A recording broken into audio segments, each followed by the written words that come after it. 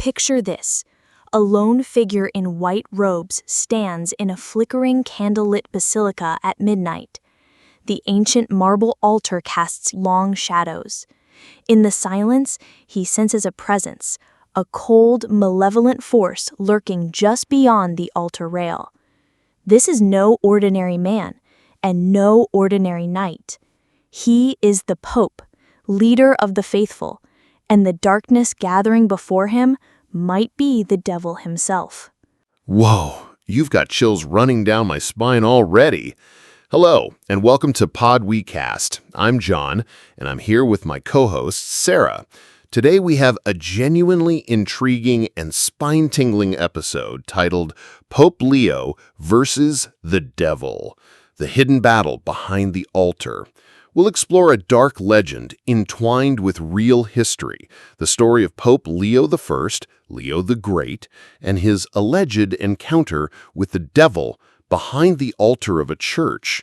We're talking exorcisms, visions, and maybe even a literal fight with the devil in the dead of night. Along the way, we'll set the stage with the history of Leo's era, think fall of the Roman Empire vibes, and then immerse ourselves in the legendary confrontation. We'll imagine the sights, sounds, and atmosphere of a supernatural showdown. And of course, we'll discuss what historians do know, what might be pious fiction, and why these stories endure. So, get comfortable, or leave a light on, and join us for this epic 2-hour journey. You're in the right place if you love deep dives into mysterious history and eerie legends. And hey, before we truly get started, here's a quick reminder. If you enjoy our podcast, please remember to like this video, subscribe to our channel, and follow Pod We Cast for more fascinating tales. It helps us keep the show going. Great suggestion, John. Let's begin by looking at who Pope Leo I was and why he's such a towering figure. Understanding the man and his time will make our later, more mystical story about him and the devil all the more powerful. Ready to roll back the clock to the 5th century? Absolutely. Let's set the stage. The Roman Empire is crumbling, barbarian armies are at the gates, and amidst the chaos stands a pope who would later be called the Great. It's the mid-5th century, a rough time for Rome and the Christian world. The Western Roman Empire is in decline. Politically, militarily, just falling apart. Imagine, the city of Rome had already been sacked once by barbarians in 410 AD by the Visigoths under Alaric, shocking the world. By the 440s and 450s, things are even more precarious. There are threats on all sides. Barbarian warlords carving up the provinces, and even within the church there are fierce theological disputes. Into this chaos steps Leo, at the time a deacon and prominent leader in the Roman Church.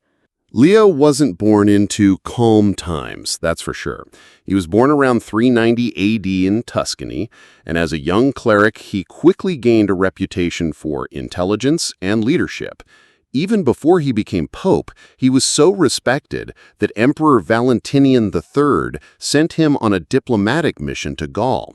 The Roman general Autius and the magistrate Albinus were feuding, the last thing the empire needed, so Leo was dispatched to broker peace. Think about that. A church deacon being sent to calm down top imperial officials shows how much clout and trust he already had. Exactly. While Leo is away on that mission, Pope Sixtus III in Rome dies. The people and clergy of Rome said, "We want Leo," and they unanimously elected him as the new bishop of Rome, the Pope, in 440 AD. He returns to Rome to take on this huge role, becoming Pope Leo I. Little did anyone know, his 21-year papacy would be one of the most consequential in history. And one of the most dramatic, given what we're about to get into. He wasn't called the Great for nothing, right?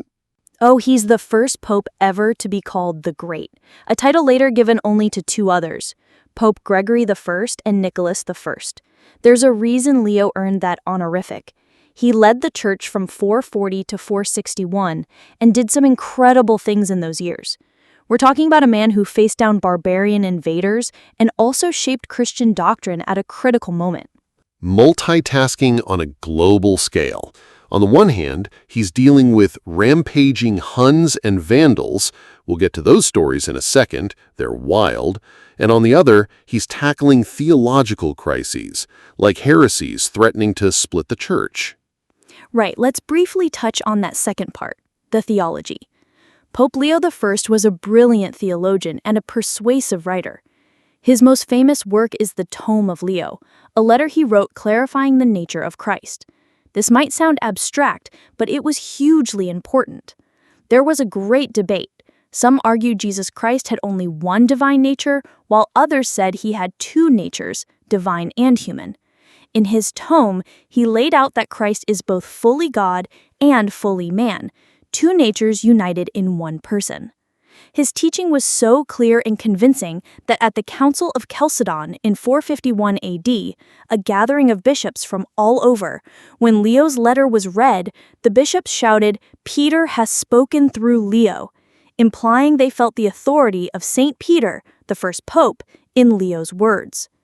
The council ultimately affirmed Leo's doctrine, defining Christ's two natures in one person. That's impressive. The man's writing settled one of early Christianity's biggest debates. No wonder he's considered a doctor of the church. So, Pope Leo was dealing with high-level theological stuff and real-world dangers simultaneously. Yes, and speaking of real-world dangers, let's talk about the situation outside the church. The Roman Empire's collapse meant there were power vacuums everywhere, and into that stepped fearsome warlords. The most famous in Leo's time was Attila the Hun, often called the Scourge of God because of the trail of destruction he left. Attila and his Huns were a terrifying force. They had ravaged large parts of Europe. In 452 AD, Attila invaded Italy, and people were terrified that Rome was next on his hit list. This is where Pope Leo faces what might be his most significant public battle, not yet with the devil in person, but with someone who was called the devil on horseback by many of that era. Picture the scene. Attila's army has been burning and pillaging cities in northern Italy. Refugees are fleeing. Panic is in the air.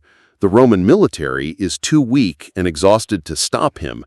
So what does Pope Leo do? In an almost biblical twist, Leo decides to meet Attila himself, unarmed, as a peacemaker. The year is 452 AD. Attila has reached near the River Mincio in northern Italy, near Mantua.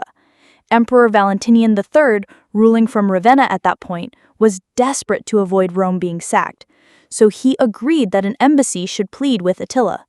The delegation sent to the Huns' camp includes one very unlikely ambassador, Pope Leo. I find this astonishing. Imagine the city of Rome has no army to defend it.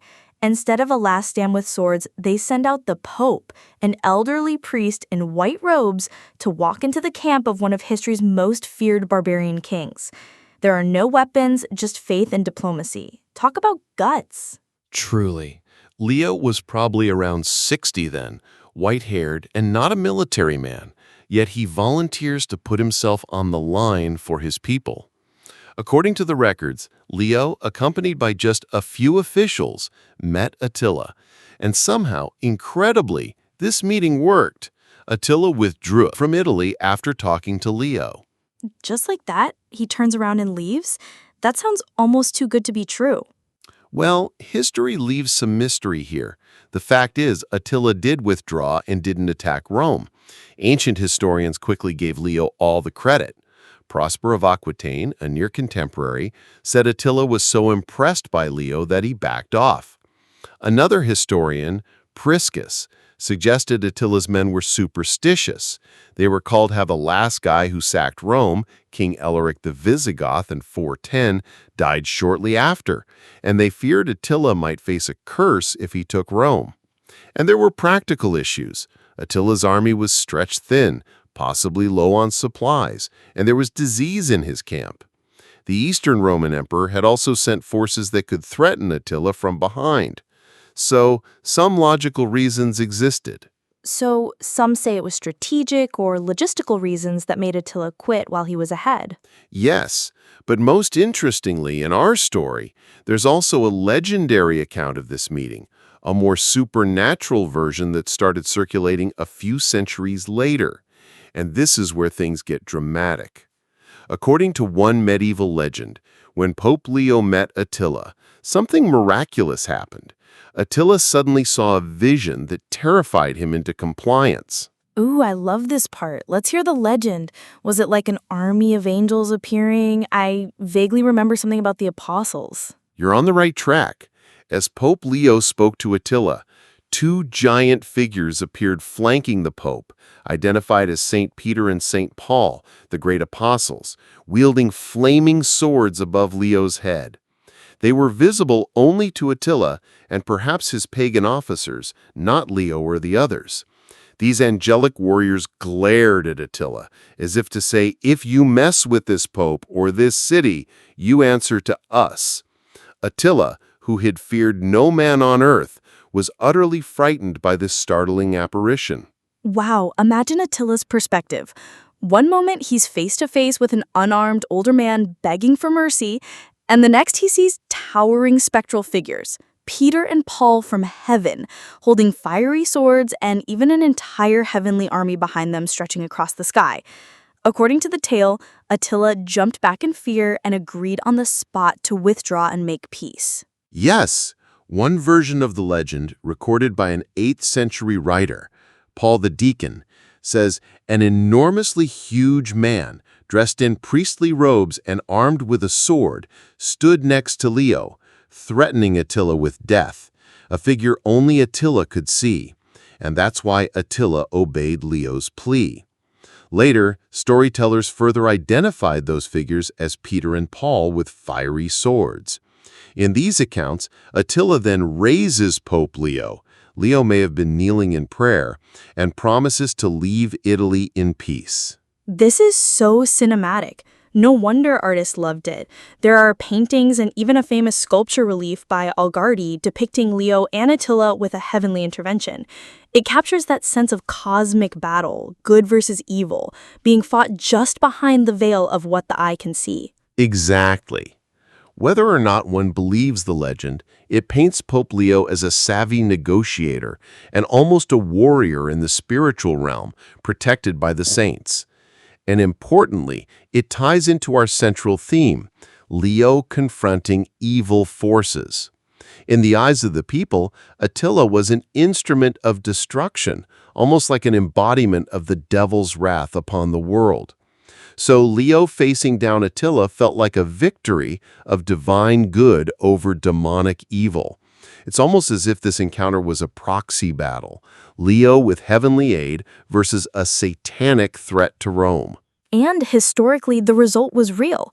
Attila left. Rome was spared in 452. Leo became a hero. Even skeptics like the historian Gaby Bury, centuries later, marveled that Attila's retreat is hard to explain fully. It's certain that Attila suddenly retreated, even if we debate the reasons. There was no debate for the people of the time. They credited Leo's faith and courage. He had saved the city without a sword.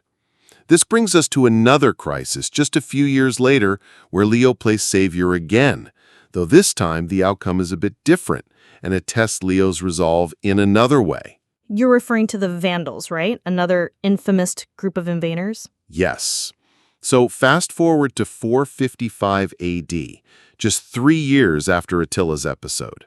Another barbarian army approaches Rome, led by King Genseric of the Vandals. The Eastern Empire and Western Empire were in turmoil, and the Vandals, based in North Africa, took an opportunity to sail to Italy. They captured Rome in June 455. This time, there was no stopping them from entering the city. They came right through the gates. Rome braced itself for horror. Historically, the sack of Rome in 455 by the Vandals was terrible, but it's noted that it wasn't as bloody as it could have been. And much of that credit goes to Pope Leo. It does. When Genseric's Vandals arrived, Pope Leo went out to meet him too, just as he had with Attila. Talk about nerves of steel. Once again, the unarmed pope walks into the enemy camp. We don't have detailed dialogue with Attila, but we know that Leo pleaded for mercy for Rome. Remarkably, Leo convinced Genseric to agree to some conditions: no mass murder and no torching of the city. Genseric did insist on looting. The Vandals spent about 2 weeks pillaging Rome's treasures. But thanks to Leo, they at least refrained from burning the city down and generally spared people's lives. Also, Leo secured protection for the great basilicas of the city, like St. Peter's and St. Paul's, which became shelters for refugees. Imagine the devil's delight if Rome had been utterly burned to the ground, the center of Christendom destroyed. Leo helped prevent that. It's like he mitigated the evil that was happening. The Vandals still vandalized, they didn't get that name for anything, but it could have been so much worse without Leo's intervention. Exactly. One chronicle says Leo's intercession obtained a promise that the city would not be burned and that the people's lives would be spared. And indeed, while the Vandals looted enormous wealth, even carting off treasures of the Temple of Jerusalem that Rome had taken centuries before, they didn't massacre the populace.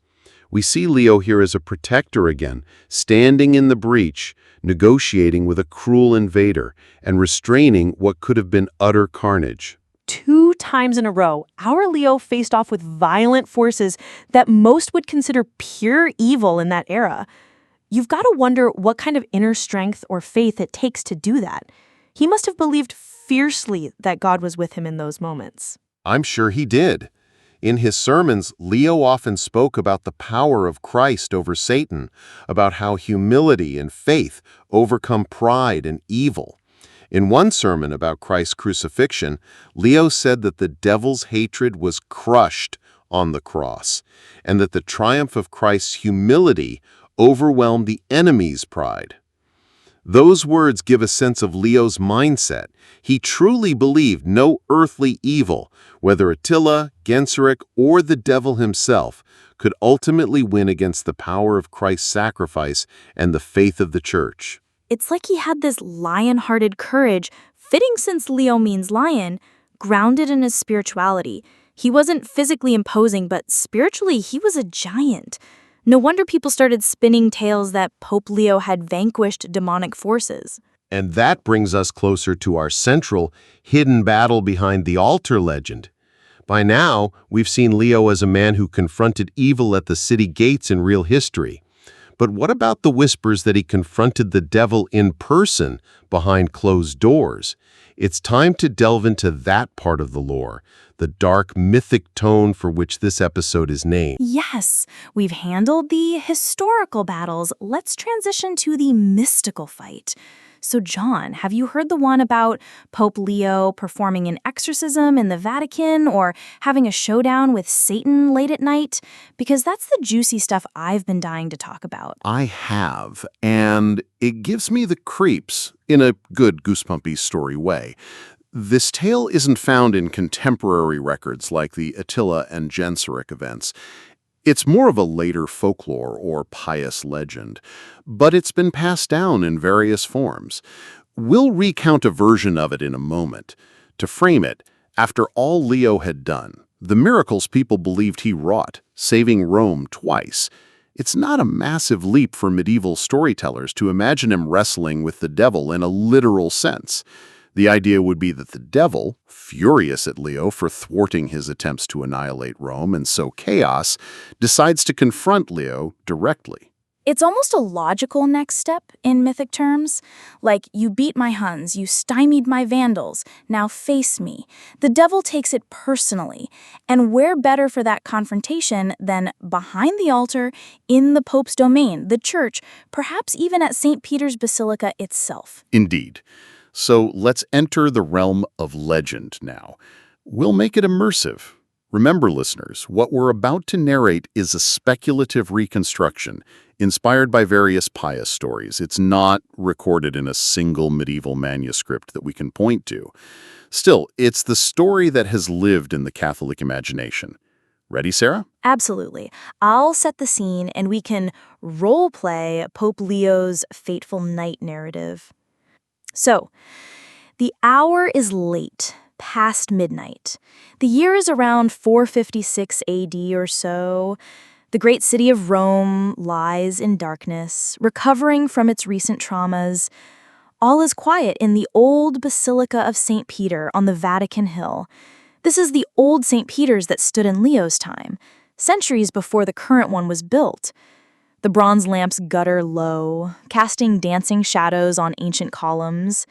At the high altar, Pope Leo the Great kneels alone in prayer. He often prays at night, especially after all that has happened, giving thanks for Rome's deliverance, interceding for his flock, and perhaps wrestling with his fears and burdens.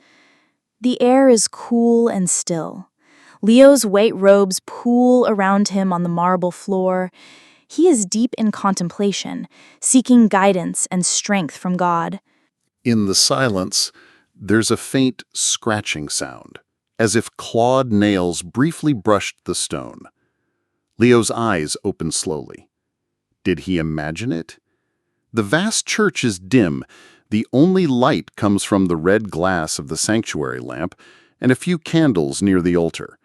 He senses something, a presence, that wasn't there moments ago. Leo rises to his feet, using his crozier, his bishop's staff, to steady himself.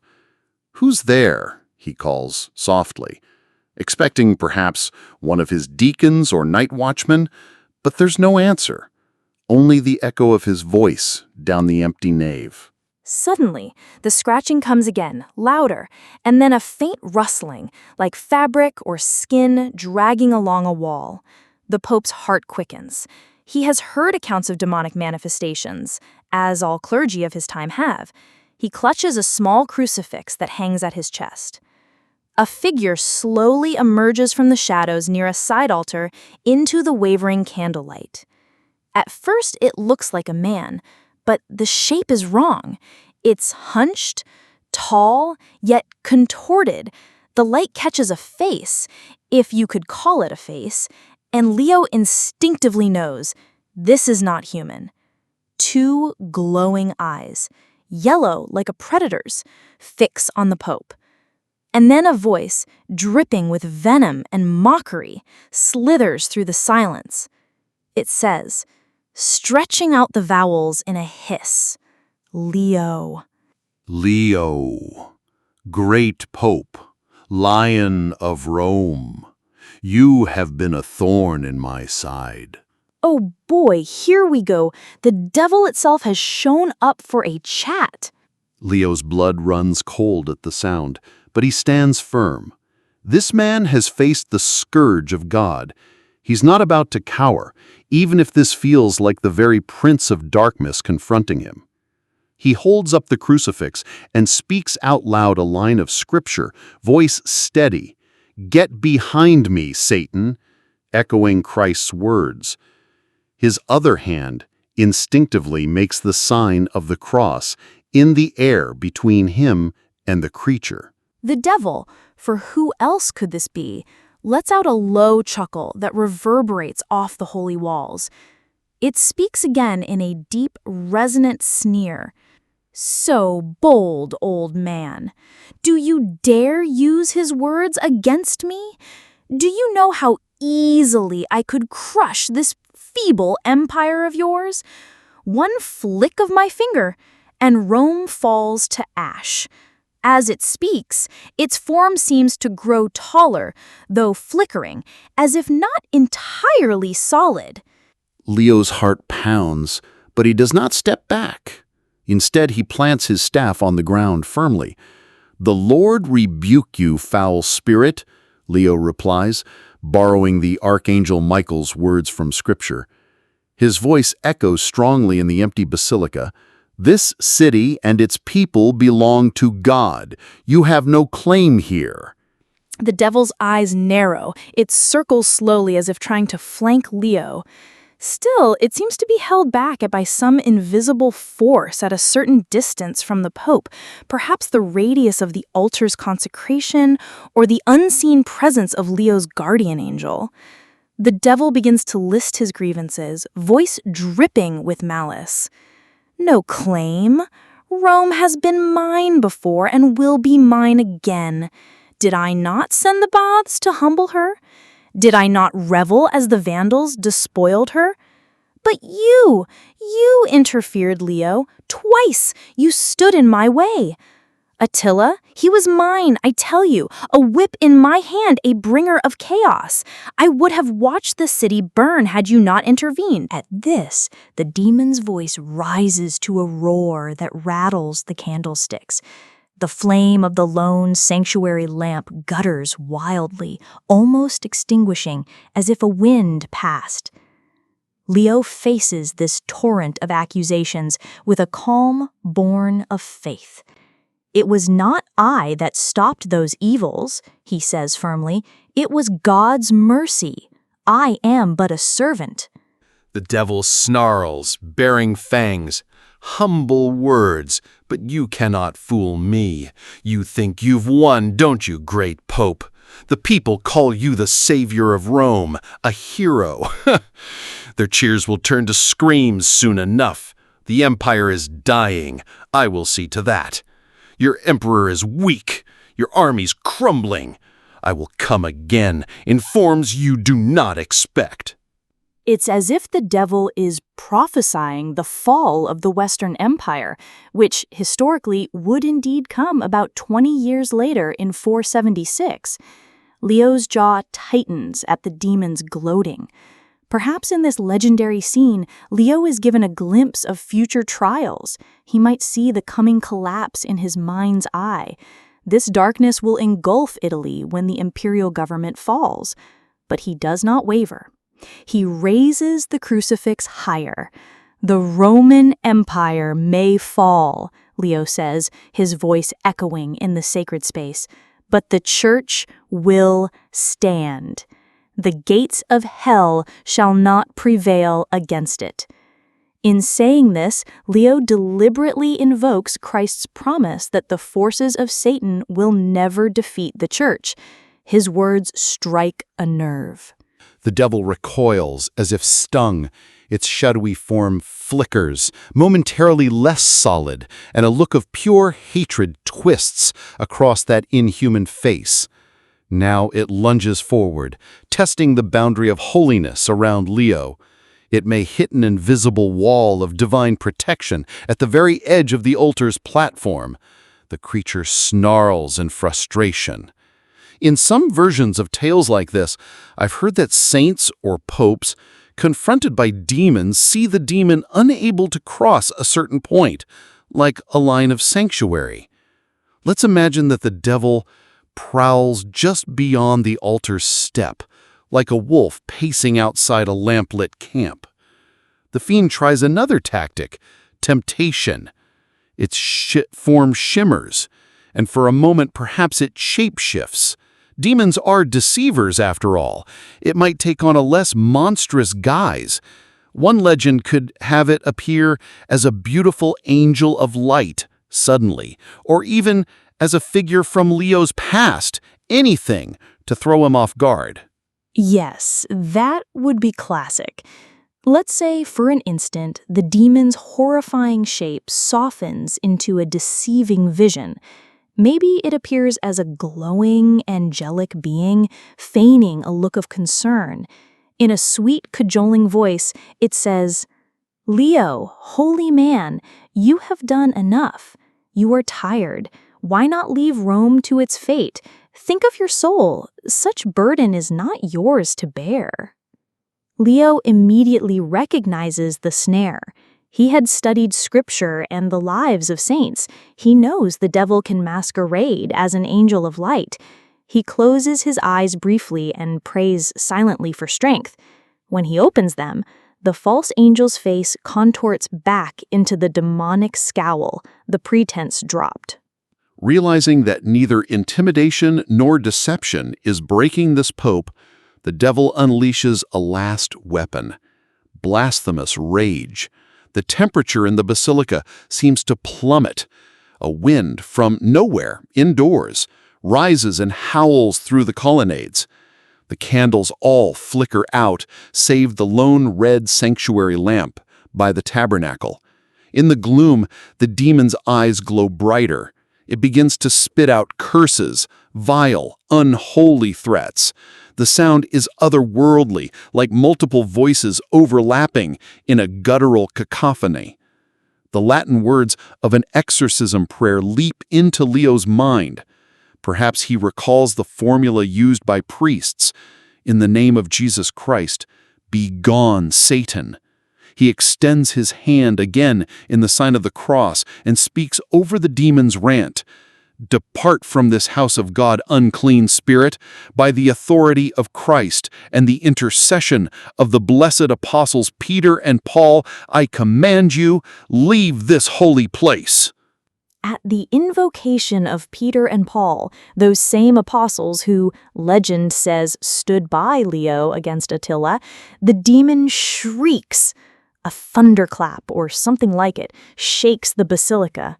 The golden mosaics on the walls glint as if lit by an unseen flash. And then, silence. The oppressive presence evaporates. The darkness lightens just a bit.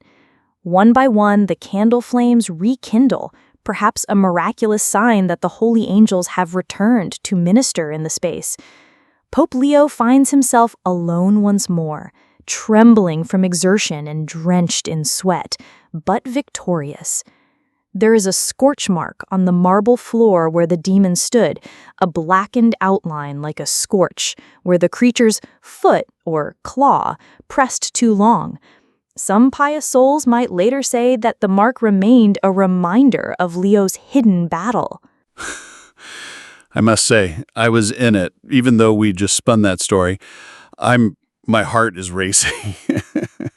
Same. That was intense. It felt like we were witnessing a cosmic spiritual battle behind the scenes. We must reiterate, dear listeners, this dramatized a legendary scenario. There isn't a neatly documented exorcism of Pope Leo I in the history books that matches what we just described. However, such stories have circulated in one form or another. The idea that Leo the Great, who stood up to physical enemies, also stood up to Satan more directly. And it's not far-fetched in the context of Christian tradition. Many saints and holy people have similar tales attached to them. Think of Saint Anthony the Great being attacked by demons in the desert, or Saint Padre Pio in the 20th century, who claimed to wrestle with demonic beings at night physically. People have always said that exceptionally holy people become targets of the devil's fury. Yes. In Leo's case, he's revered as a saint, so naturally, medieval hagiographers, writers of saints' lives, would emphasize his power over evil. They might not have written exactly what we narrated, but they certainly portrayed him as a warrior against the devil's influence, whether that influence was behind barbarian invaders or heretical teachings. Good point.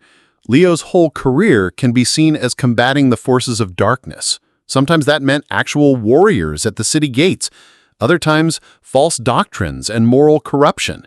So it makes symbolic sense that people imagined him facing the devil personified. Let's step back now and analyze what we've got. On the one hand, we have solid historical facts, Leo's diplomatic triumphs with Attila and Genseric, his theological leadership, and then these colorful legends of supernatural battles. How do we separate fact from fiction, and is there perhaps truth in the fiction? Well, clearly, the meeting with Attila happened. Multiple historical sources confirm that, even if they don't all agree on why Attila left. The part about Attila seeing the apostles with flaming swords is a later legendary embellishment. It doesn't appear in the earliest accounts by Prosper or Priscus, but by the 8th century it was popular enough for chroniclers like Paul the Deacon to include a version of it. And honestly, it stuck because it captured the imagination and perhaps the truth that people felt that divine intervention saved Rome. Leo's courage and holiness were the channel for that. Right. It says, Attila didn't turn back just because of human persuasion. Something miraculous scared him off. People in a religious culture often interpret significant events as a mix of human and divine causes. The idea that God sent Peter and Paul to back up the Pope in a crisis makes perfect sense for medieval Christians. It underscores the sanctity of Leo's mission. As for the legend of the exorcism or devil confrontation, one is harder to pin down to a specific source. We wove our story out of general motifs found in many saint biographies. There may not be a single medieval text that says, one night Pope Leo I cast out the devil from the Vatican. At least none we could find directly. It's more like an amalgam of ideas. Leo was known for powerful prayers. Later popes named Leo, Leo III, Leo IV, etc., were involved in stories of battling evil. And of course, Pope Leo XIII, this is interesting, had his famous demonic vision in 1884, which led him to write the St. Michael prayer. Oh, we should mention that. It's a neat parallel. Pope Leo XIII, who reigned in the late 19th century, over 1,400 years after Leo I, had an experience that became a legend in its own right. According to accounts, after saying Mass one day, Leo XIII looked horrified and later described that he had overheard a confrontation between Jesus and Satan in a vision. In that vision, Satan boasted he could destroy the church if given 75 to 100 years of greater power, and God allowed him a century to try, a bit like the story of Job. Whether that specific dialogue truly happened is debated.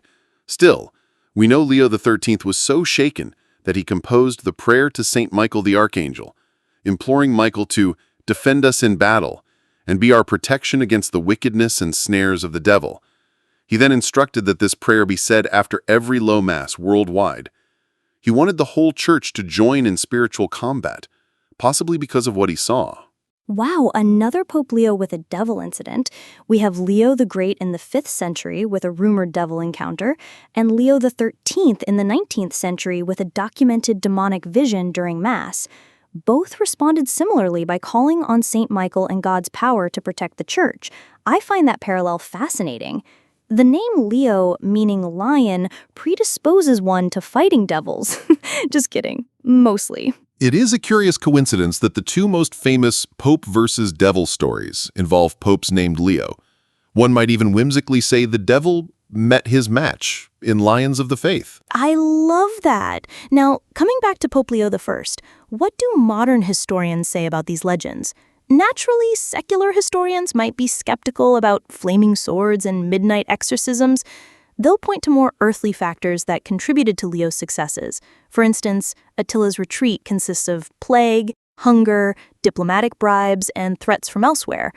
Leo's influence on the Vandals might be attributed to Genseric's calculation. Maybe Genseric, being Arian Christian, had some respect for a Roman bishop's plea, or he simply didn't want to destroy Rome's infrastructure, which he planned to loot. Yes, those are valid historical analyses. However, even many secular historians acknowledge Leo's extraordinary moral authority. It's recorded that when he approached Attila and later Genseric, he carried himself with such dignity and conviction that these warlords treated him with the respect they gave to few. The Catholic Encyclopedia notes that these incidents show the high moral authority enjoyed by the Pope in temporal affairs. In other words, Leo's reputation as a holy and unyielding man preceded him, which had a real effect. It's as if Leo's holiness was his weapon. People sensed it. Perhaps Attila, superstitious as he was, thought twice about harming this man of God. In that sense, you could say the flaming sword that stopped Attila was the force of Leo's sanctity, or the hand of God protecting him, interpreted literally in the legend. Well said. Leo's writings show he believes strongly in the reality of demonic evil, but also in the greater power of Christ. He wrote that Christ's birth and death freed us from Satan's bondage, and that through Christ, even the lowly can trample the serpent. In one letter, I recall he rejoiced that pagan idols were overturned and the devil's tricks exposed in the light of Christian truth. He saw the world as a spiritual battle. Given all this, the story of a hidden exorcism or devil confrontation, while not verifiable, symbolically rings true to who Leo was. He likely did perform exorcisms. Any bishop could be called on to do so, and it wouldn't be surprising if during those chaotic times, someone possessed might have been brought to him. Other popes around that era and later had such stories. For example, in the 11th century, Pope Leo IX was documented to have exorcised a demon from a girl by placing blessed salt in her mouth. So popes engaging in spiritual warfare directly is not without precedent. Excellent point. So it's not implausible even if we don't have a record that Leo did the same. The absence of evidence in written records doesn't mean it didn't happen in some form. It might just not have been recorded, or the story existed in oral tradition, or it might simply be a later invention to edify the faithful, which isn't a bad thing per se. Medieval listeners would take inspiration knowing that a saintly pope personally cast out Satan from the halls of the church. Indeed, it's the age-old way of teaching through stories. Show virtue triumphing over evil in vivid images. Whether literal or metaphorical, it reinforces the idea that faith, courage, and God's help can confront and overcome evil. And Leo's life is a testament to that, even on the factual level. He confronted the evils of his day. He didn't hide or run. He confronted Attila and Genseric externally. He confronted heresy and disunity internally. In each case, he managed to stave off disaster, at least during his lifetime. From a faith perspective, Providence raised Leo at a crucial time. If Leo hadn't been there in 452, maybe Attila sacked Rome. How different history might be. If Leo hadn't strengthened church unity in 451, maybe the church fractured more deeply over doctrine. His impact is enormous. It is. And that's why Pope St. Leo I is honored as the Great after all these centuries. As we said, he's one of only 3 popes with that title, and he's remembered in both East and West. He's a saint in the Orthodox Church, too. His feast day is November 10th in the Catholic Church, the date of his death in 461. Fun fact, Leo was buried at St. Peter's, in the old basilica, after he died. Later, his remains were moved inside and a special altar was built over them. Today, in the modern St. Peter's Basilica, Pope Leo the Great's tomb rests beneath an altar that bears his name. So, in a sense, he still lies behind an altar in eternal vigil. That's a poetic image. Leo in death resting under the altar of St. Peter, as if still standing guard.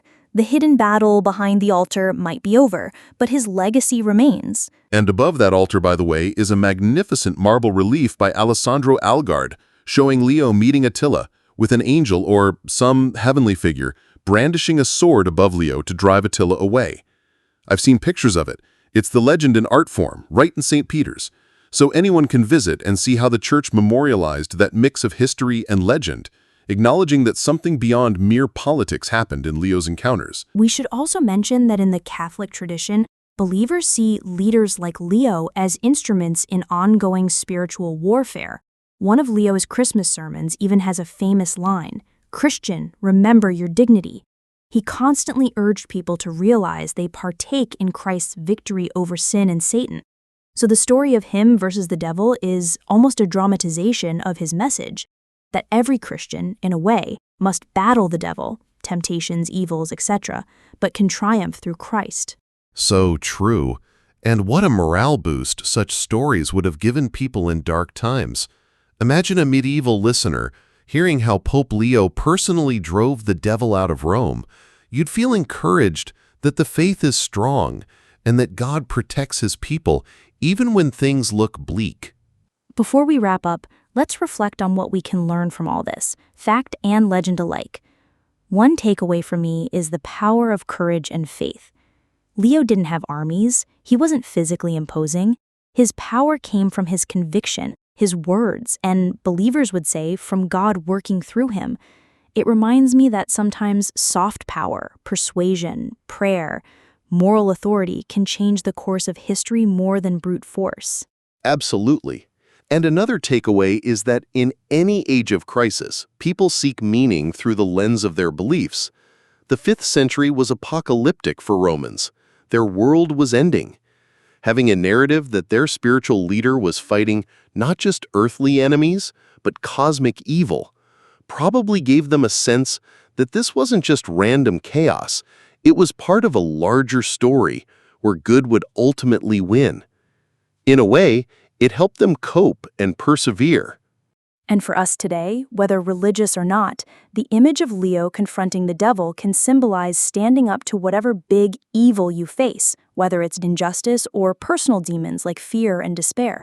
The key is that he faced it, didn't run, and used the tools of goodness, truth, prayer, integrity as his defense. Absolutely. And I also find it inspiring that Leo wasn't complacent after one victory. He could have retired after Attila, thinking, Well, I did my part. But when the Vandals came, he stepped up again. Then when theological confusion arose, he wrote and taught tirelessly. So he had this relentless sense of duty, fueled by hope. He famously wrote about the dignity and responsibility of being a Christian leader. He lived it. The man truly lived up to the name Leo, the lion. He had a lion's courage and a shepherd's heart. Now, as we conclude our podcast, let's quickly recap Pope Leo I's legacy. He is remembered as the pope who saved Rome from destruction twice, a brilliant theologian who clarified core Christian doctrine, and a saint who exemplified holiness in action. The legends about him, like the one we dramatized, only underscore how much he was revered. People saw him as a champion in both the physical and spiritual arenas. Pope Leo the Great's influence continued long after he died in 461. For instance, the Church's structure and the Pope's primacy were strengthened by his example and teachings. At the Council of Chalcedon, when the bishops said, "Peter has spoken through Leo," it reinforced the idea that the Pope of Rome is the spiritual heir of St. Peter, with a special role to guard the faith. Leo insisted on the papacy's authority in matters of doctrine, which continues in Catholicism today. In art, literature, and popular piety, Leo's confrontations became emblematic of the Church's fight against evil. How many times have we seen references to Attila being turned away by the Pope in history books or media? It's iconic. Our very episode title, The Hidden Battle Behind the Altar, speaks to the idea that there are invisible spiritual struggles behind the visible struggles of history. Pope Leo's story is the perfect illustration of that belief. It sure is. Whether you interpret that spiritually or metaphorically, it holds. Behind the scenes of the fall of Rome, there was Leo striving to keep a city and the flame of civilization and faith alive against the forces of chaos. That was a battle with the devil, if we view the devil as the embodiment of destruction and discord. Beautifully put, John. And what an epic tale it makes. This has been one of my favorite episodes we've done. It had everything: history, myth, drama, a bit of horror, a bit of hope. I agree. And I hope you listeners enjoyed this journey with us as much as we did. If you got chills and learned something new about Pope Leo and his times, or if you're just a sucker for a good legend like we are, then this was time well spent. Before we say goodbye, let's not forget that if you liked this episode, please hit that like button and subscribe to Pod We Cast. We cover a lot of fascinating legends and historical mysteries, and we'd love to have you along for future episodes. Follow us on social media, search Pod We Cast, to stay updated on what's coming next. Yes, your support means a lot. And feel free to comment or send us your thoughts. Did you know about Pope Leo the Great before? Do you have other interpretations of the legend or different sources we didn't mention? We love to hear from our community of history and mystery enthusiasts. As we close, perhaps it's fitting to end with the prayer Pope Leo XIII gave the Church, inspired by his vision of demonic threats. The prayer to Saint Michael. Its opening line also sums up the spirit of Pope Leo I's story. Saint Michael the Archangel, defend us in battle. Be our protection against the wickedness and snares of the devil. It's a call not to fear the fight against evil because we don't fight it alone. Gives me goosebumps, honestly. Well, that's all for tonight's episode, Pope Leo versus the Devil, the hidden battle behind the altar. Thank you so much for listening to Pod We Cast. Until next time, stay curious, stay courageous, and remember, sometimes the most significant battles are fought in the most unlikely places, be it on a dusty road meeting a conqueror or in the quiet of a church at midnight. Good night and Godspeed, everyone. Good night, folks, and don't let the devil bite.